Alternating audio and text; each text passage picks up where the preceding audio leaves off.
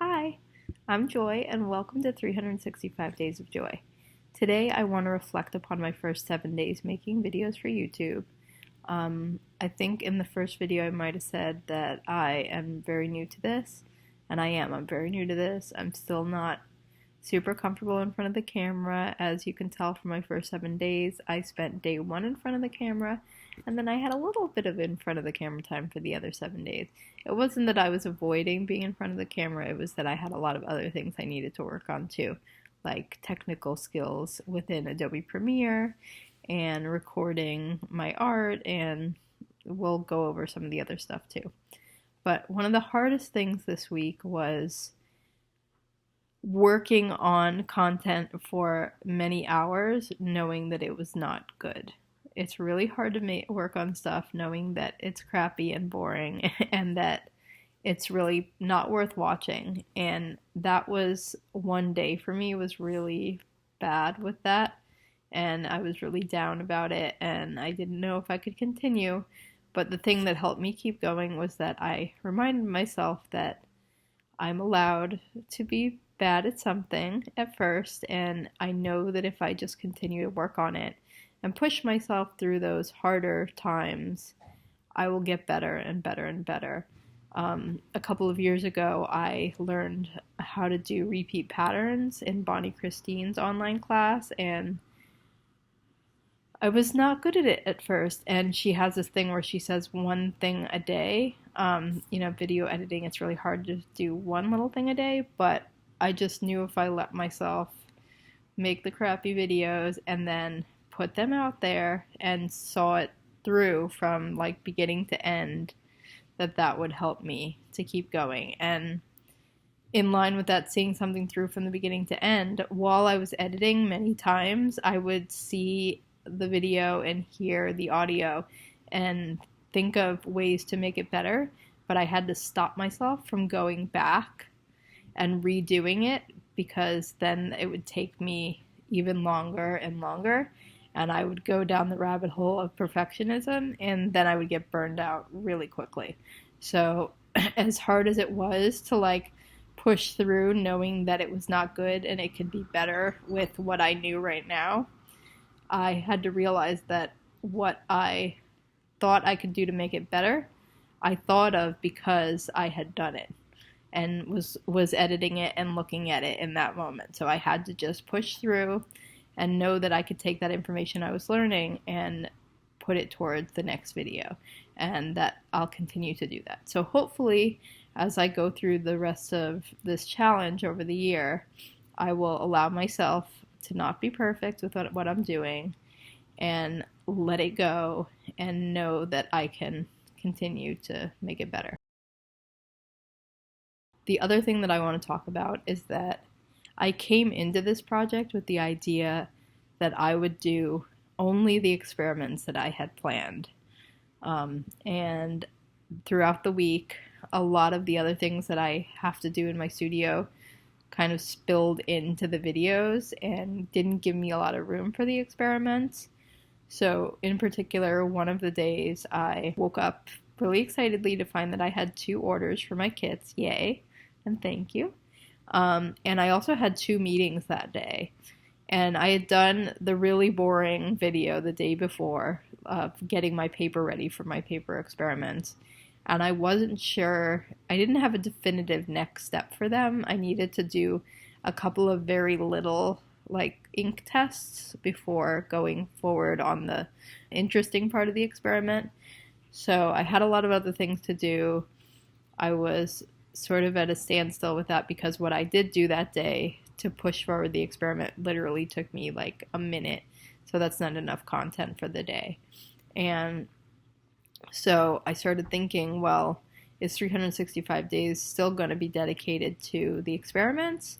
Or am I going to involve what's going on in the rest of my studio and the rest of my days? Also, yesterday I had a snow day with my son, and we did an art project and went to the studio, and I made yesterday's video all about that art project. And after I did that with him, I thought that would be cool to make a series of videos sharing cool activities that you can do. So next week going forward, I'm going to try a new strategy to dedicate 30 minutes a day to the experiments around 10:30 to 11. And I'm not going to schedule any meetings or anything else in that time. I'm going to respect that time. And I'm going to videotape while I'm doing the experiment and talk about what I'm doing.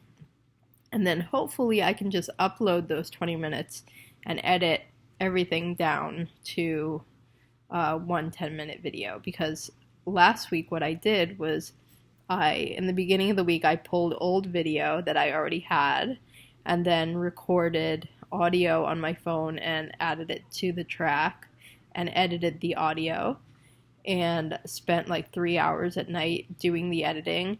And then when I was able to get back into the studio, I was recording during the day, adding audio at night, and editing everything. And it's just been taking a really long time, and that's not sustainable. But of course, I know that as I go through this, I'm going to get faster and faster. And actually, after doing a whole week of this, I'm like, doing one video a week would be a piece of cake for me at this point. Whenever it's like sort of putting on weights and walking around and then for months and then taking them off. And it's just so much easier to walk. So next week, I'm going to dedicate those 30 minutes to the experiments and videotape that and see what that feels like. And then maybe I'll also do a video with my son in addition and add that, maybe as a weekend day when I'm not in my studio. When I have been in front of the camera or have recorded audio, I feel like everything I'm saying is so surface level because I'm still a little bit shell-shocked. So today I tried to write stuff out so that it can be more thoughtful and meaningful and the content could be more helpful for you guys. But I don't want to read because I recorded myself reading before and it is so boring and not animated and I'm not connecting. So I have to trust that I know what I want to talk about and writing it out is going to help me process it so I'm not just coming up with it off the cuff. Okay. So now I want to talk about what I learned technically during my first week. For any of you guys that are interested in doing video but are scared, I've already talked to like 2 people who reached out to me saying they would love to do something like this but are really scared of editing. So let me ease your fears a little bit and say that on day 2 of the videos, I used Adobe Premiere for the first time. Not the first time ever, but I have always like really struggled with it in the past and I don't know why. Maybe it's because I wasn't like really dedicated to learning how to use it and I was also scared, so I like got frustrated very easily.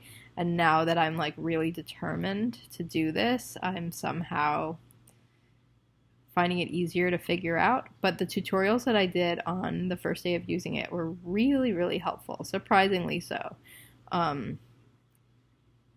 I learned how to create video transitions. I learned how to add graphics and titles so that when my video transitioned from, making kits one day to getting artwork ready for a collector, I was able to put a title in this area here to help the viewer sort of understand, what we're talking about now and what they're seeing now. And I really didn't have too much trouble editing and doing like the very basic stuff, but doing the basic stuff. So I wasn't fighting with technology all week, which was really, really wonderful because everybody knows that fighting with technology friggin' sucks. When recording audio, I figured out that it's really good to pause if you mess up, because if you keep talking, there's no break in the waveform. But if you pause, the waveform goes like this, and then there's a line, and then it starts up again. So it's easy to sort of chop where the line was and cut out that part and then join the rest of it in, and you can see it visually without needing to zoom in a lot, which helps you go faster. Then you're not stopping and starting and stopping and starting when you're recording too, and that's really helpful. So on the last day of making the video, which is yesterday, I did that video with my son, and I used two cameras at the same time, so I was able to get a view from overhead, and I was able to get a view from like down, like right where the artwork was, so you can see it closer and see it, the larger picture from farther away. And I figure that that would help create not only some visual interest, but actually help the viewer understand like what it would be like if they were there. And I was able to play with it in the editor and transition from one view to the next, back into the previous view. And it's exciting. It opens up a lot more possibilities when you're using two cameras.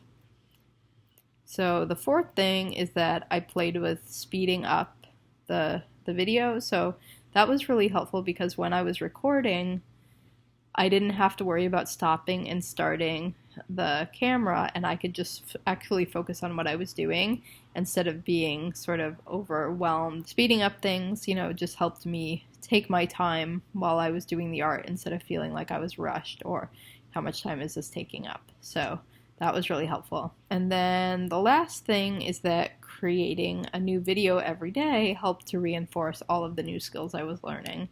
And whenever I had something that I wanted to know how to do that I didn't learn in the tutorial, I just Googled it. And there's so many YouTube videos that will show you anything you want to know about this. So it's incredibly helpful and helped me learn so many new things this first week. I am shocked at how much I've learned. I have a long way to go. I really do, but I'm just going to give myself a little pat on the back. Thank you for watching, and please subscribe if you want to see more. Bye!